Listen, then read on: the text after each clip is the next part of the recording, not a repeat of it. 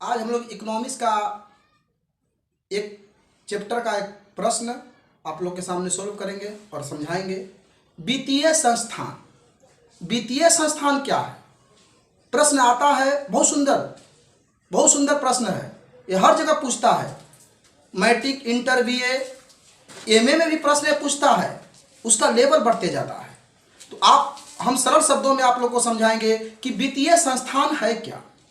वित्तीय संस्थान आंसर देंगे, वैसी संस्था जिसके माध्यम से हम पैसे का लेन देन करते हैं। वैसी संस्था जिसके माध्यम से हम पैसे का लेन देन करते हैं उसे हम वित्तीय संस्थान कहते हैं। फिर से रिपीट करेंगे, प्रश्न है वित्तीय संस्थान क्या है? आंसर देंगे, वैसी संस्थाएं जिसके माध्यम से हम पैसे का लेन देन करते हैं उसे वित्तीय संस्थान कहते हैं। भारतीय वित्तीय संस्थान को दो भागों में बांटा गया है। भारतीय वित्तीय संस्थानों को दो भागों में बांटा गया है। पहला संस्थागत वित्तीय संस्थान और दूसरा गैर संस्थागत वित्तीय संस्थान। तो हम क्या बोले कि भारतीय वित्तीय संस्थान को दो भागों में बांटा गया है। पहला संस्थागत वित्तीय संस्थान और दूसरा गैर संस्थागत वित्तीय संस्थान। तो प्रश्न आएगा कि संस्थागत वित्तीय संस्थान क्या है?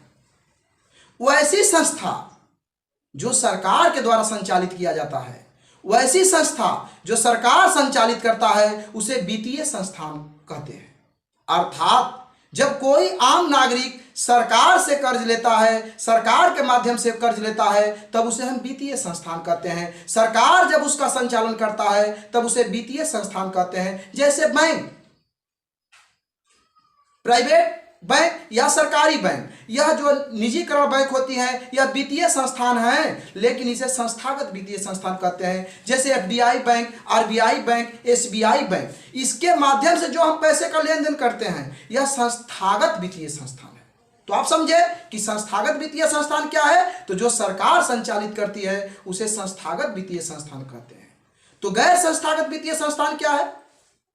तो वैसे संस्था जिसका संचालन प्राइवेट यानी गैर सरकारी व्यक्ति करता है, जिस पर सरकार का कोई दबाव नहीं रहता है, जिस पर सरकार का कोई बोझ नहीं रहता है।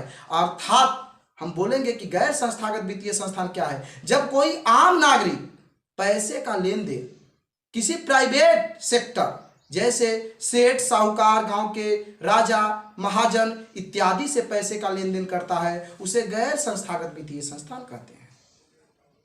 तो हम इस बात को रिपीट करेंगे कि वित्तीय संस्थान क्या है। तो हम बोलेंगे कि वैसी संस्था जिसके माध्यम से पैसे का लेन देन होता है उसे वित्तीय संस्थान कहते हैं। भारतीय वित्तीय संस्थान को दो भागों में बांटा गया है, पहला संस्थागत वित्तीय संस्थान और दूसरा गैर संस्थागत वित्तीय संस्थान।